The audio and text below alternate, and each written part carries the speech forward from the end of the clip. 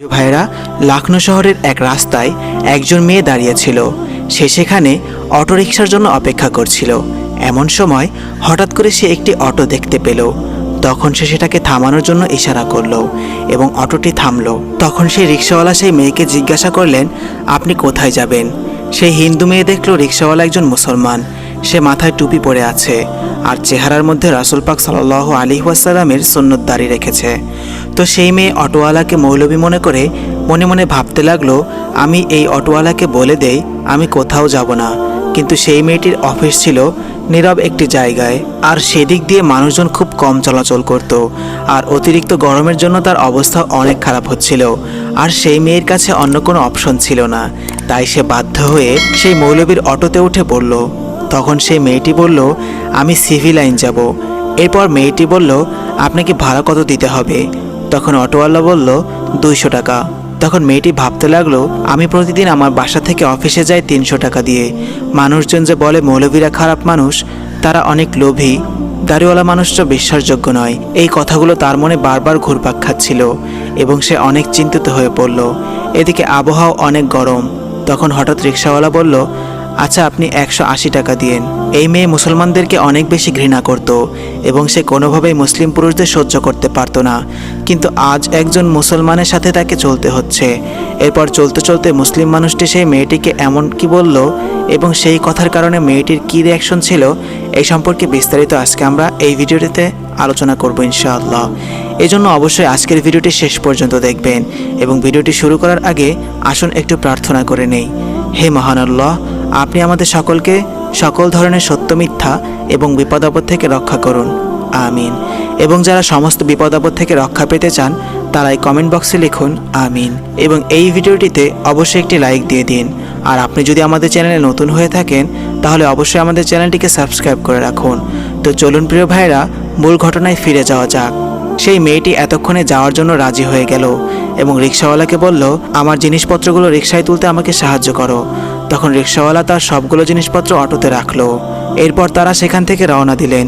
কিছু দূর যাওয়ার পর অটো ড্রাইভার বললেন, আমি আসলে একটি বয়ান শুনছিলাম, যার কিছু অংশ এখানে বাকি আছে। আপনি যদি কিছু মনে না করেন তাহলে কি আমি বাকি অংশটা শুনতে পারি? তখন সে মেয়েটি বলল, হ্যাঁ অবশ্যই, আমার কোনো সমস্যা নেই, আপনি চাইলেই শুনতে পারেন। মেয়েটির কাছ থেকে কথাটা শুনে অটো ড্রাইভার আবার তার অডিওটি শুরু করলেন। সেই অডিওতে একজন ইসলামী বক্তা মেয়েদের পর্দার ব্যাপারে আলোচনা করছিলেন। না চাইতেও সেই মেয়েটিকে সেই বয়ান শুনতে হয়েছিল, কিন্তু তার মনের মধ্যে মুসলমানদের জন্য শুধু ঘৃণা রয়েছে, কেননা সে তার বন্ধুবান্ধবদের কাছ থেকে শুনেছেন যে মৌলবীরা খুব খারাপ মানুষ এবং তাদের উদ্দেশ্য শুধু টাকা পয়সা, ধন দৌলত আর মেয়েদের শরীর, এছাড়া তাদের আর কিছু চায় না। সে আরও জানত যে মৌলবীরা ধর্মের নামে শুধুমাত্র টাকা ইনকাম করে। কিন্তু এই মহিলা এখন একজন মৌলবীর সাথেই এই অটোতে রয়েছে এবং না চেয়েও অন্য আরেকজন মৌলবীর বয়ান শুনতে হচ্ছিল। আর সেই বয়ানে একজন মৌলবী উচ্চস্বরে বলছে একজন মহিলার পর্দা কতটা জরুরি। তিনি বলছিলেন, পর্দা আল্লাহ তাআলার হুকুম, পর্দা মেয়েদের শরীরকে রক্ষা করে।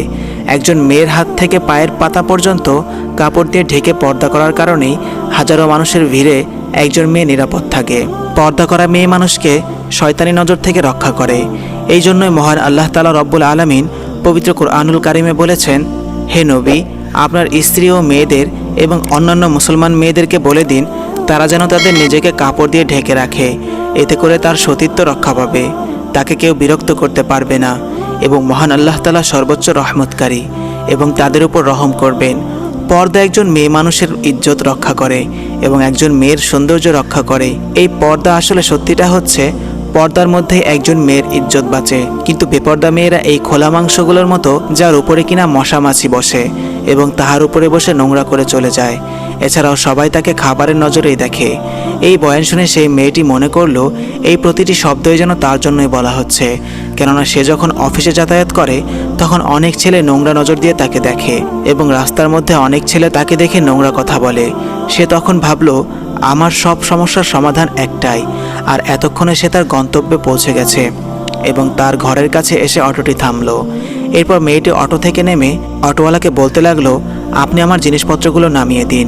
এবং সেই মেয়েটি তার মাকে ফোন করে এবং বলে, মা, ছোট ভাই সানিকে নিচে পাঠিয়ে দাও, আমার কিছু জিনিসপত্র রয়েছে যেগুলোর ওজন অনেক বেশি, আমি একা এগুলো উপরে নিতে পারবো না। তখন তার মা বলল, তোমার ছোট ভাই সানি তো ঘরে নেই। তাদের কথোপকথন শুনে অটো ড্রাইভার বলল, আমি আপনার জিনিসপত্রগুলো আপনার ঘর পর্যন্ত পৌঁছে দিচ্ছি, এতে আমার কোনো সমস্যা নেই। মেয়েটির মনে প্রথমে এই ধারণা এসেছিল সে নিশ্চয়ই টাকার জন্য এটা করতে চাচ্ছে। তখন মেয়েটি ভাবল, যাই হোক, আমার তো কাজ হবে, সে আমার জিনিসপত্রগুলো উপরে নিয়ে যাক এবং সে যত টাকা চাইবে আমি তাকে টাকাটা দিয়ে দেব। তখন মেয়েটি বলল, ঠিক আছে, আপনি আমার জিনিসপত্রগুলো ঘরের সামনে পর্যন্ত নিয়ে যান। এরপর মৌলভী জিনিসপত্র তুললেন এবং মেয়েটির পিছনে হাঁটতে হাঁটতে তাদের বাসার সামনে সম্পূর্ণ জিনিসপত্রগুলো রেখে দিলেন। এরপর মেয়েটি তাকে বাড়িয়ে 300 টাকা দিলেন। তখন ড্রাইভারটি বলল, দাম হয়েছিল 180 টাকা, আপনি আমাকে এত টাকা কেন দিচ্ছেন? তখন মেয়েটি বলল, আমি প্রতিদিন অফিস থেকে অটোতে করে আসি এবং আমি প্রতিদিন যে টাকাটা দেই সেটা হচ্ছে 300 টাকা, আর আপনি তো আমার জিনিসপত্রগুলো আমার দরজা পর্যন্ত পৌঁছে দিলেন। যদি আপনার এর বাইরে আর কোনো টাকা লাগে তাহলে আমি সেটাও দিতে প্রস্তুত। তখন সেই মৌলভী বললেন, দেখুন বোন, কথা হয়েছিল 180 টাকার, আপনি আমাকে 180 টাকাই দিন। আর যে জিনিসপত্রগুলো আমি আপনাকে এনে দিয়েছি সেটা মানবতার খাতিরে করেছি, কারণ এই শিক্ষা আমার ইসলাম আমাকে দিয়েছে। ইসলাম বলে আমাদের শুধু একজন মানুষকে সহানুভূতি দেখালেই হবে না, বরং তাদের সমস্যার সময়ে তাদের কাজে আসতে হবে। প্রিয় ভাইয়েরা, এই কথাটি শুনে মেয়েটি বলল, আপনি আমাকে একটা কথা বলুন তো, আপনি কি আসলে একজন মৌলভী? তখন অটোওয়ালা সেই মেয়েটার দিকে দেখে একটু হেসে দিলেন এবং বললেন, বোন, আমি কোনো আলেম বা হাফেজ নই, কিন্তু আমি তাদেরকে অনেক ভালোবাসি, আর আমার দিন আমাকে শিক্ষা দিয়েছে কোনো মানুষের সাহায্য করার সুযোগ হলে অবশ্যই তাকে সাহায্য করতে, সে কোনো মুসলিম হোক বা অমুসলিম হোক, যেই হোক না কেন, আমার দিন আমাকে বলে সাহায্য করতে, আর আমাদের ইসলামে ভালো কাজের পুরস্কার অনেক। তখন মেয়েটি তার যে ভুল ধারণা ছিল সেই কথাগুলো বলল, সে মৌলবীদের ব্যাপারে যা জানে। তখন লোকটি বলল, আপনাকে ভুল জানানো হয়েছে, আজ আপনি নিজেই একজন মুসলমানকে দেখলেন, একজন প্রকৃতপক্ষে মুসলমান সে আরেকজন মানুষকে সাহায্য করতে কতটা চেষ্টা করে সেটা হয়তো বা আপনাকে বলে বোঝাতে পারবো না। তাই এই কথাগুলো বলে মৌলভী তার ঘর থেকে চলে গেলেন এবং সেই মেয়েটিও তার ঘরে চলে গেল। কিন্তু সে ভাবতে লাগলো তার মনে মুসলমানদেরকে নিয়ে যেসব ভুল ধারণা ছিল তা এখন ভেঙে গেছে, যেটা আর কোনোদিন মোছার নয়। তো প্রিয় ভাই ও বোনেরা, আশা করি ভিডিওটি ভালো লাগবে। যদি ভিডিওটি ভালো লেগে থাকে তাহলে অবশ্যই দিন প্রচারের উদ্দেশ্যে ভিডিওটি শেয়ার করে সবার মাঝে ছড়িয়ে দিন এবং নিত্য নতুন ভিডিও পেতে, না জানা ইতিহাসকে জানতে আমাদের চ্যানেলটিকে সাবস্ক্রাইব করে আমাদের সাথেই থাকুন। পুরো ভিডিওটি দেখার জন্য হাজার হাজার শুকরিয়া।